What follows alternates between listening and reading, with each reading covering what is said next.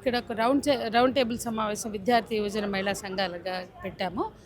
కేంద్ర హోంశాఖ సహాయ మంత్రి బండి సంజయ్ కొడుకు బండి భగీరథ్ మీద ఫోక్సో చట్టం కింద కేసు నమోదైంది ఈ నెల 8వ తారీఖున.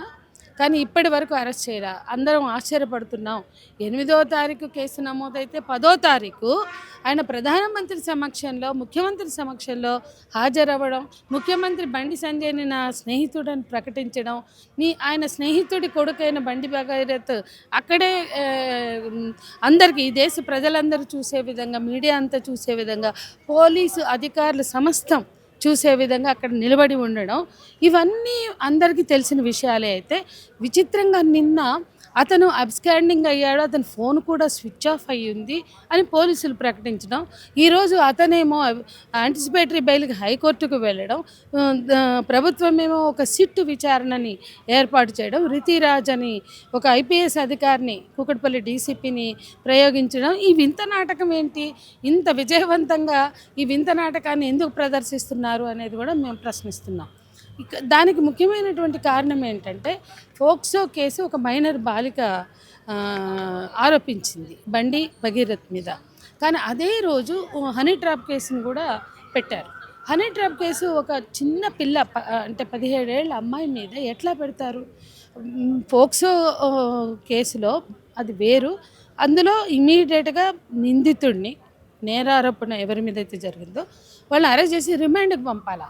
కానీ 8వ తారీఖు నుంచి 10వ తారీఖు వరకు చప్పుడే లేకుండా ఆయన ఎంత ధైర్యం ఉంటే, నన్ను ఎవరు అరెస్ట్ చేయరన్న భరోసా ఉంటే, నేను కేంద్ర హోంశాఖ సహాయ మంత్రి కొడుకును కాబట్టి నా జోలికి ఎవరు లేరని అంత పెద్ద ఎత్తున జరిగిన మీటింగ్లో మీడియా సమక్షంలో, పోలీసు అధికారుల సమక్షంలో ఉన్నారు అనేది మనం అర్థం చేసుకోవాలి. అదే సమయంలో హనీ ట్రాప్ అనేది దౌత్యానికి సంబంధించినటువంటి విషయాల్లో దేశ భద్రత, ఆంతరంగిక భద్రతకు సంబంధించిన సమాచారం వేరే దేశాలకు చేరవేసినప్పుడు వాళ్ళు ఇటువంటి అమ్మాయిల్ని ప్రయోగించి అది రిలేషన్షిప్లోనో లైంగిక సంబంధమో ఏర్పరచుకుని ఆ ఇంటిమసీలో ఈ సమాచారం అంతా వాళ్ళకి లీక్ చేస్తే దాన్ని హనీ ట్రాప్ అంటారు. ప్రపంచవ్యాప్తంగా హనీ ట్రాప్ అనే పదాన్ని ఎట్లా ఖాయం చేశారో బండి సంజయ్ తెలుసుకోవాలి. నువ్వు హోంశాఖ సహాయ మంత్రి అయితే కావచ్చు, నీ దగ్గర మీ శాఖలో అజిత్ దోవల్ లాంటి పెద్ద అధికారులు ఉన్నారు కదా, ఎంతోమంది ఐపీఎస్లు, రిటైర్డ్ మాజీ అధికారులు ఉన్నారు కదా, హనీ ట్రాప్ దేన్ని అంటారో కూడా వీళ్ళకి తెలియదా? అంటే ఎవరిని పడితే వాళ్ళు 17 ఏళ్ళ అమ్మాయి ముఖాన నువ్వు హనీ ట్రాప్ చేసావని పడేస్తే అయిపోయిందా, నేను 50,000 కొట్టినా అంటే ఆ అమ్మాయి 50,000 రిటర్న్ ఇచ్చింది వాళ్ళ దగ్గర ఉంది. అట్లాగే అతను ప్రేమించాను, నన్ను ఇన్స్టాగ్రామ్లో చూశాను, నిన్ను అక్కడ చూశాను, ఫేస్బుక్లో చూశాను, నాకు ఇష్టం అని చెప్పి పరిచయం చేసుకున్న మెసేజ్లు ఉన్నాయి. ఆ తర్వాత ఆ అమ్మాయి 2025 జూన్లో అమ్మాయికి పరిచయం అయింది. అప్పుడే ఏప్రిల్లో ఆ పిల్ల 10th పాస్ అయింది. ఇంటర్మీడియట్గా ఆమె లండన్లో చదువుకోవడానికి వెళ్తుంటే, నువ్వు వెళ్ళొద్దు, నేను చచ్చిపోతా, నువ్వంటే నాకు ఇష్టం అని వాడు పంపిన మెసేజ్లు ఉన్నాయి కదా. ఇక్కడ ట్రాప్ ఎవరు వేశారు? అతను వేసాడు అనడానికి బోల్డ్ అని మెసేజ్లు ఆ అమ్మాయి పోలీస్ స్టేషన్లో ఇచ్చింది, అమ్మాయి తల్లి ఇచ్చింది. అంటే అతను ఇష్టం అనడం, కిందికి రమ్మనడం, రాకపోతే సస్తా అనడము, ముద్దు పెట్టుకోవడం ఆ బేస్మెంట్లో, వాటికి సంబంధించిన ఇన్ఫర్మేషన్ అంతా వాళ్ళు ఇచ్చారు కదా. ఎవరికి ఎందుకు ఓపిక లేదు? పోక్సో చట్టం పెట్టారు, నీకు క్లారిటీ లేదు, నీకు బండి సంజయ్ లాంటి వాళ్ళ కొడుకుని అరెస్ట్ చేయడానికి దమ్ము లేదు. అమ్మాయి సబ్మిట్ చేసిన మెసేజ్లు మీరు స్టడీ చేయండి. ఎక్కడెక్కడ ఎప్పుడెప్పుడు ఏ రిసార్ట్, అనన్య రిసార్ట్కి December 31 తీసుకెళ్ళాడు. అంతకుముందు నవంబర్లో లేక్ వ్యూ అపార్ట్మెంట్స్, ఏదో అపార్ట్మెంట్స్, వ్యూ అపార్ట్మెంట్, అది అనన్య వేరు, అది 31 December. నవంబర్లో కూడా ఒక అపార్ట్మెంట్కి తీసుకెళ్ళాడు, అక్కడ కూడా అమ్మాయి మీద అటాక్ చేశాడు. దానికి సంబంధించి కూడా వాళ్ళు పెట్టుకున్న మెసేజ్లు ఉన్నాయి. నేను నిన్ను పెళ్లి చేసుకుంటా, మైనారిటీ తీరాక మనం పోదంగా, నువ్వు పోకు లండన్కి, నువ్వు పోతే నేను చచ్చిపోతా అన్న మెసేజ్లు కూడా ఉన్నాయి.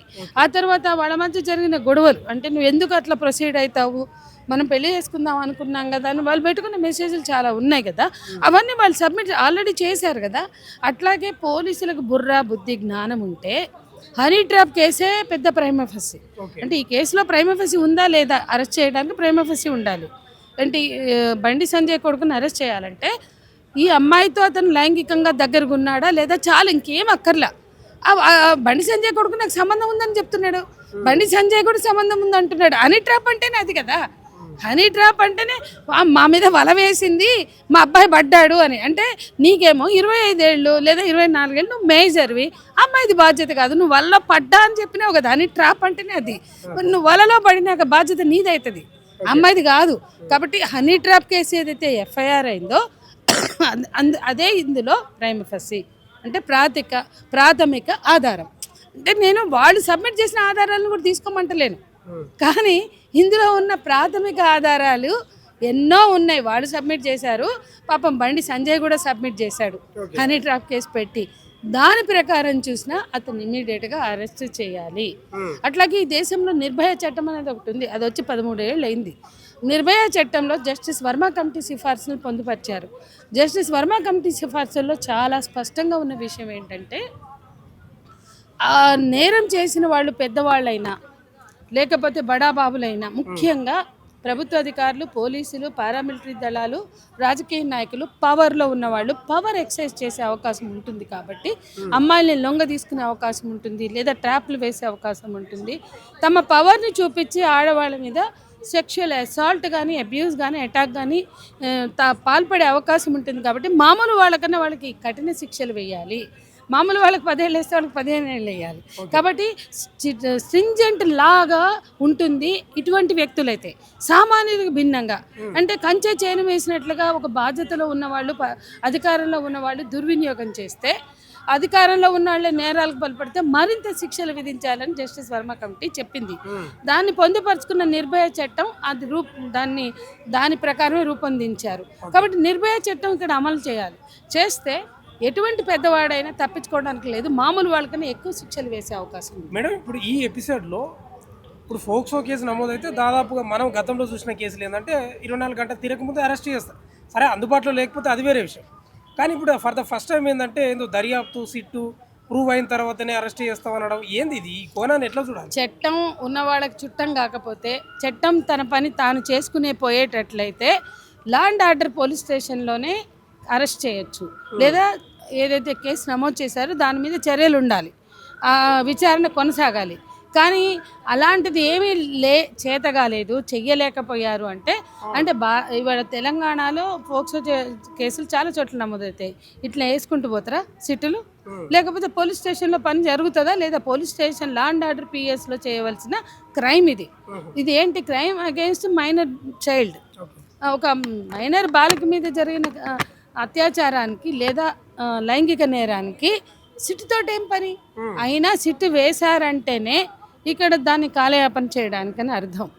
అసలు మామూలుగా పేట్ బషీర్బాగ్ పోలీసులు సరిపోతారు, వాళ్ళ మీద ఉన్న ఏసీపీలు, డీసీపీలు, ఇంకెవరైనా ఉంటే సిపిలు, వాళ్ళందరి పర్యవేక్షణలో సిట్టు విచారణతో పని లేకుండానే కేసు చేయొచ్చు. అంటే ఒక పోక్సో కేసులో సిట్టు వేశారంటేనే ఎంత చేతగాని పోలీస్ స్టేషన్లను మనం పెట్టుకున్నాము. అసలు మొన్న అందరి సమక్షంలో అతను వచ్చాడంటేనే, తిరిగిండంటేనే ఎంత ధైర్యం ఉంటే, ఎంత భరోసా ఉంటే పోలీసులు నన్ను ఏం చేయలేరు అన్న ధైర్యం ఉంటేనే అతను అట్లా వచ్చాడు అనేది ఫస్ట్ అర్థం చేసుకోవాలి. అటువంటి వాళ్ళని ఇమీడియట్ అరెస్ట్ అని చెప్పాలా. నీ మీద ఫోక్సో ఉంది, ఎంత సిగ్గు లేకుండా నువ్వు వచ్చి ప్రధానమంత్రి మీటింగ్లో వచ్చావు, మా ఇజ్జత్ పోయింది, ఇమీడియట్గా అరెస్ట్ చేయమని చెప్పాల్సిన చోట సిట్టేసి డ్రామాలు ఆడడము. అతను పోయి నేను ఏమీ చేయలేదని హనీ ట్రాప్ పెట్టినోడు పోయి వాళ్ళు ఎందుకు యాంటిసిపేటరీ బెయిల్కి వేసాడు హైకోర్టులో? ఈరోజు వేసాడు. అంటే రోజుకో డ్రామా. 10వ తారీఖు ప్రధానమంత్రి మీటింగ్కి పోతాడు, అక్కడేమో ఈయన నా స్నేహితుడు బండి సంజయ్ అంటాడు. ఇన్ని డ్రామాలు అయినాక రామచంద్ర వెమ్మాక కొడుకుతో సంబంధమే లేదంటాడు బీజేపీ అధ్యక్షుడు. ఏం నాటకాలు ఆడుతున్నారు? ఒక అమ్మాయి మీద, మైనర్ గర్ల్ మీద అన్ని ఆధారాలు ఉన్నాయి, మెసేజ్లు ఉన్నాయి. అవన్నీ పరిగణలోకి తీసుకుని ఇమీడియట్గా అరెస్ట్ చేసి రిమాండ్కి పంపి నిష్పక్షపాతంగా విచారణ జరిపించాలి.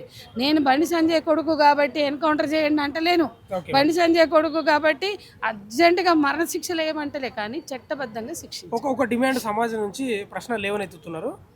దర్యాప్తు సిట్టి వేసిరు కదా బండి సంజయ్ కొడుకు మీద, రేపు భవిష్యత్తులో సామాన్యులు కార్మికుల కొడుకులు కూడా ఇట్లా ఇరుక్కుంటే వాళ్ళు కూడా దర్యాప్తు చేస్తారా?